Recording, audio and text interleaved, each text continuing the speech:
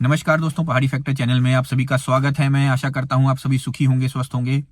अभी आप सब लोगों ने सुनी होगी खबर जिसमें बताया गया कि विधानसभा के अंदर किस तरीके से रिक्रूटमेंट की गई है और किस तरीके से जो है कई बार सिफारिशें चलती हैं रिक्रूटमेंट्स के अंदर। आज मैं उसके ऊपर भी बात करने वाला हूं और साथ ही साथ जो HPPSC जो Himachal Pradesh public service commission boards हैं, ये बोर्ड्स किस तरीके से काम कर रहे हैं, क्या हो रहा है हिमाचल प्रदेश के अंदर, उस सभी चीज़ों के ऊपर आज हम कलेक्टिव बात करने वाले हैं, खास करके रोजगार के ऊपर। तो आइए शुरू करते हैं। देखिए, जो Himachal Pradesh public service commission board है और इस तरह से एक और भी बोर्ड है, स्टाफ सिलेक्शन बोर्ड भी है हिमाचल प्रदेश के अंदर। तो ये जितने भी बोर्ड्स हैं, इन बोर्ड के अंदर धांधली तो होती ही है, इसमें कोई दो राय नहीं है। अब धांधली जो है वो हर जगह पर मौजूद नहीं है। मैं ये नहीं कह रहा हूं कि सभी के सभी भ्रष्ट हैं, लेकिन कुछ लोग तो भ्रष्ट हैं ही। आपने खुद देखा है कि कुछ लोग पकड़े भी गए थे हमीरपुर से। आपने ये भी देखा था कि किस तरीके से वो पेपर लीक कर रहे थे और पेपर लीक के केस में वो पकड़े गए। जब छापा पड़ा, जब CBI ने कुछ लोगों को पकड़ा, और इनके जो कनेक्शन है वो बड़े ऊपर ऊपर तक होते हैं। लेकिन क्या होता है ना कि जो ऊपर वाला जो होता है ना, जो सबसे ऊपर बैठा है, जो उसमें फंस जाता है, वो खुद तो उस चीज से निकल जाता है क्योंकि उसके पास ताकत है, उसके पास पावर है। वो सरकारों में बैठा हो सकता है, वो अपोजिशन पार्टीज में बैठा हो सकता है, वो एक बहुत बड़ा नेता भी हो सकता है। लेकिन ये जितने बड़े नेता लोग होते हैं ना, ये नेता लोग तो इन चीजों से निकल जाते हैं बड़े आसानी से, क्योंकि इनके पास पैसा भी है, इनके पास पावर भी है। लेकिन जो दूसरे व्यक्ति, जो उनके नीचे वाले जो व्यक्ति हैं, वो सब फंस जाते हैं इन चीजों में। वो ना लड़ पाते हैं, वो ना कुछ कह पाते हैं, और उन्हीं के ऊपर सारा इल्जाम डाल दिया जाता है। फिर वो सब के सब एज इट इज फंस जाते हैं बेचारे। लेकिन बहुत से लोग तो घूसखोरी ले कर भी रहे हैं, बहुत से लोग तो पैसा ले रहे हैं, पैसा लेते हुए लोगों को पकड़ा जा रहा है।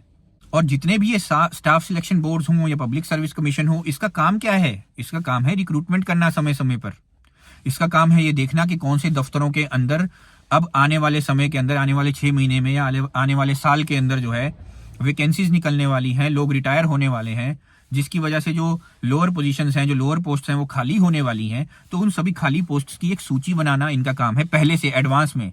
और उस सूची के ऊपर फिर इनको प्लान करना है कि रिक्रूटमेंट किस तरीके से होगी, पेपर कौन सा लेना है, एग्जाम कैसे कंडक्ट करना है, कितने लोग उसमें भरेंगे। एक टेंटेटिव नंबर उनके दिमाग में होता है, एक प्लान उनके दिमाग में होता है। वो सारा का सारा जो प्लान है उसको कागजों पर उतारना कि किस तरीके से वो एग्जाम को लिया जाएगा, कहाँ कहाँ कंडक्ट कराया जाएगा, कितने उसके अंदर जो है एग्जामिनेशन सेंटर्स होंगे, क्वेश्चन पेपर कहाँ से बनाया जाएगा, क्वेश्चंस कैसे इंक्लूड किए जाएंगे और आंसर शीट्स कैसे होंगी, उसका जो इवेल्युएशन कैसे होगा, ये कैसे हम तय करेंगे कि हम उसको मार्क्स कैसे देंगे, नंबर हमने कैसे देने हैं। तो ये सब चीजें तय की जाती हैं इसी बोर्ड के द्वारा। और साथ ही साथ ये बोर्ड ये सोचता भी है कि किस तरीके से फिर हमने ये प्लान करना है कि उनकी इंटरव्यू कैसे होगी, इंटरव्यू पैनल में कौन कौन बैठेगा, कौन कौन व्यक्ति होंगे जो इंटरव्यू लेंगे। ये सब चीजें पहले से तैयार की जाती हैं। और साथ ही ये भी तैयार किया जाता है कि जो फॉर्म भरा जाएगा एग्जाम के लिए, उस फॉर्म की कीमत क्या होगी, उस फॉर्म के लिए कौन कौन से डॉक्यूमेंट्स चाहिए होंगे और उन डॉक्यूमेंट्स को वेरीफाई कैसे करना है। ये सारा प्लान पहले से ही इन सब बोर्ड का काम है। लेकिन आपको मैं यकीन दिलाता हूं, ये बोर्ड सही तरीके से अपना काम नहीं करते।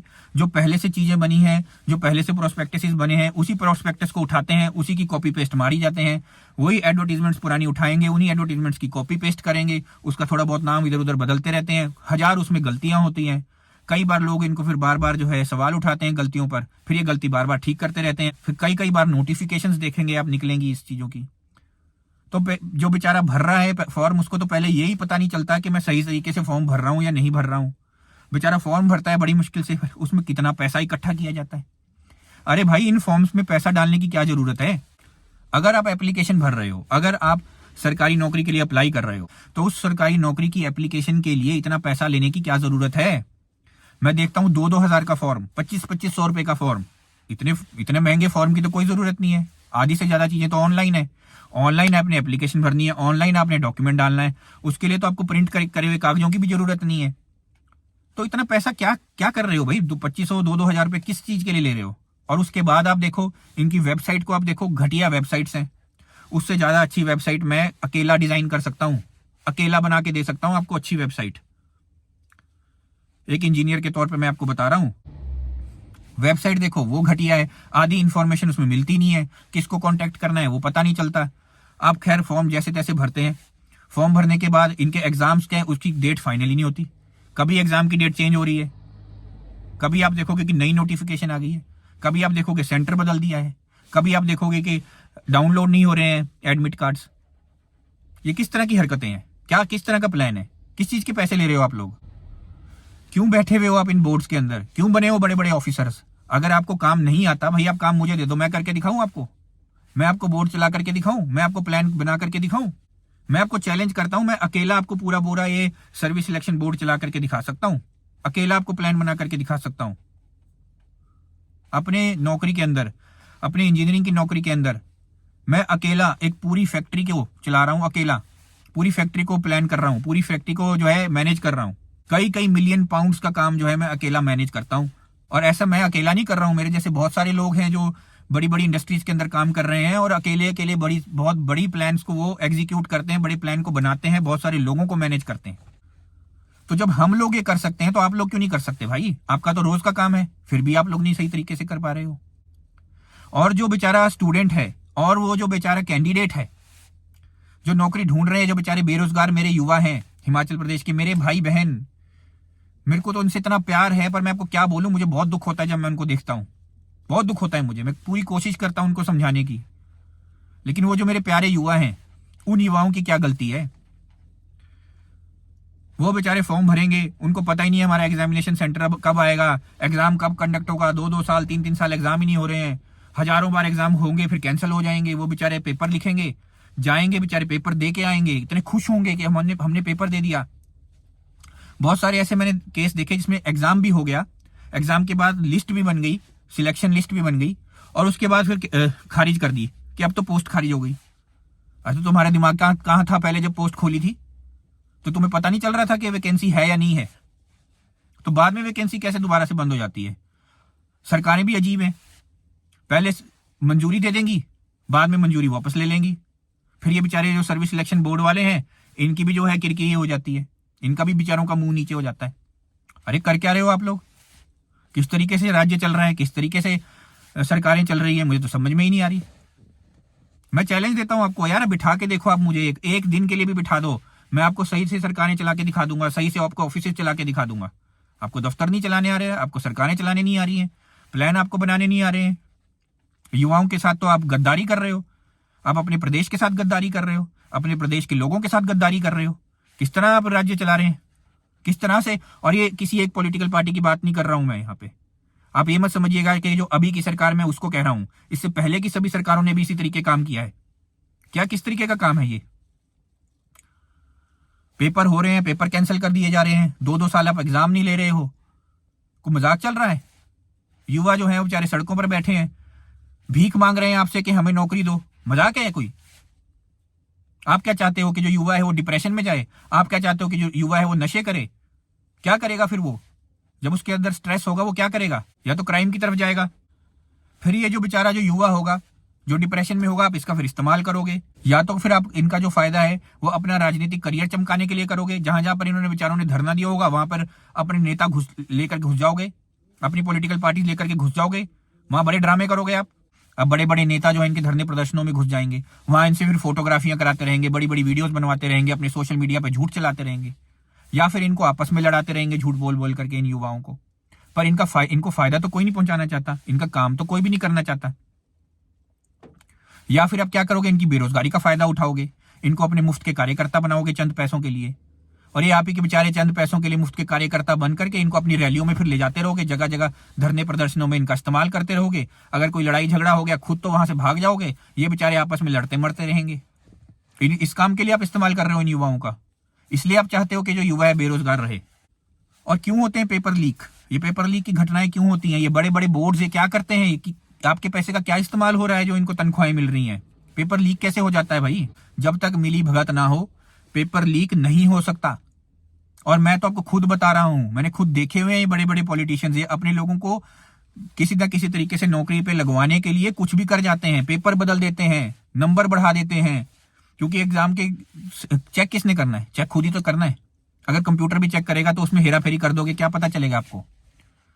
ये सब कुछ करते हैं भाई, सच्चाई बता रहा हूं मैं आपको। और विधानसभा के अंदर जो भी अब नई घटना आपने देखी है ना, ये विधानसभा की घटना आज से नहीं हो रही है, विधानसभा की घटना बहुत पहले से हो रही है, बहुत समय से हो रही है। जब से मैंने होश संभाला है तब से मैं ये जानता हूं कि विधानसभा के अंदर जो है फेक भर्तियां की जाती हैं।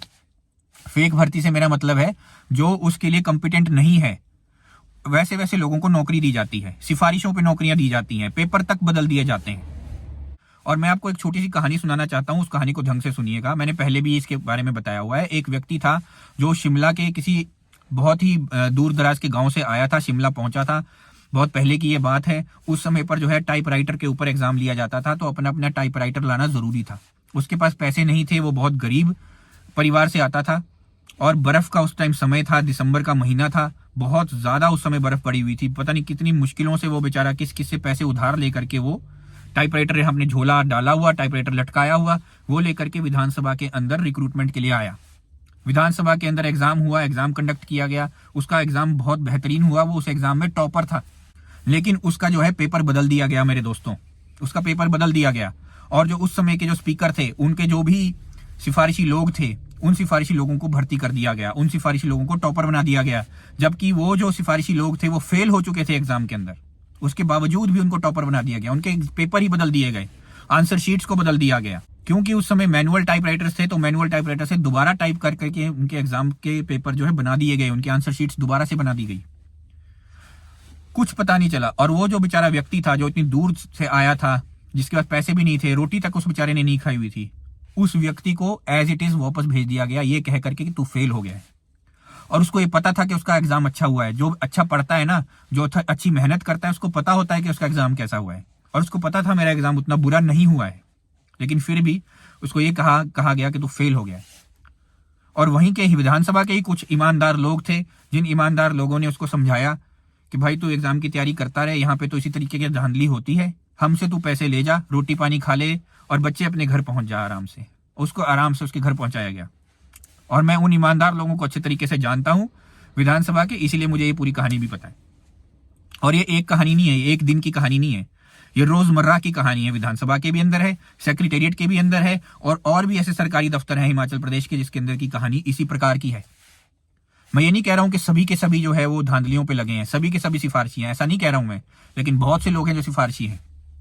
और मैं आपको चैलेंज देता हूं आज कि अपना आप सब लोग जो है मिलकर के वो एग्जाम सेट करो, क्वेश्चन पेपर आप सेट करो, और इन लोगों का आप एग्जाम लो। जो लोग अभी भी सरकारी नौकरियां कर रहे हैं, तो आधे से ज्यादा लोग फेल हो जाएंगे। अभी भी वो इतने समय से काम करने के बावजूद भी उनको उस दफ्तर का काम अच्छे तरीके से नहीं आता है, और वो फेल हो जाएंगे। और जो ईमानदार लोग होंगे इन दफ्तरों में, वो मेरी बात से अग्री करेंगे, क्योंकि वो जो ईमानदार लोग हैं बेचारे इन दफ्तरों में बैठे हुए, उनको ना तो सही से प्रमोशन दी जाती है, ना ही उनको सही से बेनिफिट प्रोवाइड किया जाता है। क्यों? क्योंकि ये जो सिफारिशी लोग हैं, यही फिर प्रमोशनें भी खाते रहते हैं, यही फिर फालतू के बेनिफिट भी खाते रहते हैं दफ्तरों में बैठ के। फिर ये जो सिफारिशी लोग हैं, फिर ये चमचागिरी भी करते हैं, बड़े बड़े नेताओं की चमचागिरी करते हैं, उन लोगों की जिन्होंने उनको सिर्फ सिफारिश पे नौकरियां लगाया होता है। तो ये फिर आम व्यक्ति का काम कहाँ करेंगे? ये तो अपनी चमचागिरी में फंसे रहेंगे। और यही तो सच्चाई है मेरे दोस्तों। और आप युवा जितने भी हैं, युवा पीढ़ी जो भी है, जो जगह जगह धरनों पर बैठती है, जो जगह जगह ये डिमांड करती है कि हमारे सही से एग्जाम लिए जाएं, हमें सही से नौकरी दी जाए, मैं आप सब लोगों से ये कहता हूं कि बड़े बड़े बोर्ड्स के चक्कर में भी मत पड़ो, बड़े बड़े नेताओं के चक्करों में भी मत पड़ो। सही व्यक्ति को जब तक नेता नहीं बनाओगे तो वो आपकी बात नहीं करेगा सही। बड़े बड़े मैंने जो पॉलिटिकल पार्टीज है ना, उनको देखा, उनके सोशल मीडिया चैनल्स को भी देखा। वो क्या करते हैं कि जब आप लोग धरनों पर बैठते हैं तो वो आ जाते हैं बड़े बड़े नेता, आपके साथ बैठ के चिकनी चुपड़ी बातें करते हैं, अपनी फोटो खींचते हैं, अपनी वीडियो बनाते हैं और उसको सोशल मीडिया पे डाल देंगे। सोशल मीडिया पे डाल करके वो ये शो करते हैं सबको, पूरे प्रदेश को इस तरह से दिखावा करते हैं कि हम देखो कितने हितैषी हैं इन लोगों के, देखो हम तो इनके धरनों प्रदर्शनों में जा रहे हैं। लेकिन काम तो कुछ नहीं है, काम तो शून्य है। और आप जो यूथ हो ना, आप ही हिमाचल प्रदेश को सही डायरेक्शन की तरफ ले जा सकता है। आप ही वो दिमाग हो, आप ही वो समझ हो, आप ही वो लोग हो, आप ही वो ताकत हो जो हिमाचल प्रदेश को उन्नति और प्रगति की ओर ले जा सकता है।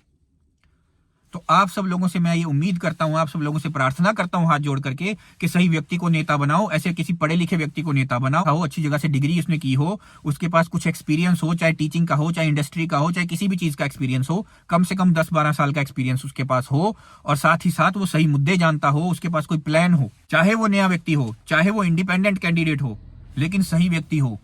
जब तक आप ऐसे व्यक्ति को नेता नहीं बनाओगे मेरे दोस्तों, मेरे बच्चों, मेरे प्यारों, तब तक आप इसी तरीके से देखते रहोगे कि आपके साथ धांधलियां होती ही रहेंगी। और ये जो एग्जामिनेशन सिस्टम है, मेरे पास पूरा का पूरा प्लान है इस एग्जामिनेशन सिस्टम को स्ट्रीमलाइन करने का।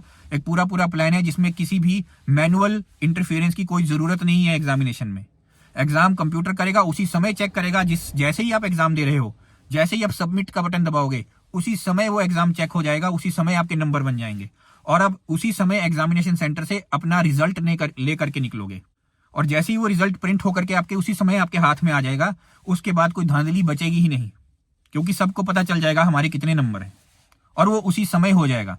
उसके बाद उस मार्क्स के बेसिस पे कंप्यूटर ही आपको बता देगा कि ये जो लोग हैं ये सिलेक्ट हो गए, ये और बाकी लोग जो है वो रिजेक्ट हो गए। नेक्स्ट स्टेज पे वो कंप्यूटर अपने आप ले जाएगा और एआई की मदद से इंटरव्यू भी ली जा सकती है। आर्टिफिशियल इंटेलिजेंस का सही इस्तेमाल किया जा सकता है इंटरव्यू लेने के लिए। तो कंप्यूटराइज्ड इंटरव्यू है, वो भी सब कुछ कंप्यूटर करेगा और वो इंटरव्यू लेने के बाद भी साथ के साथ अपना आपको रिजल्ट बना करके दे देगा कि अभी आपने इंटरव्यू दी, इतने आपके मार्क्स हैं, बात खत्म।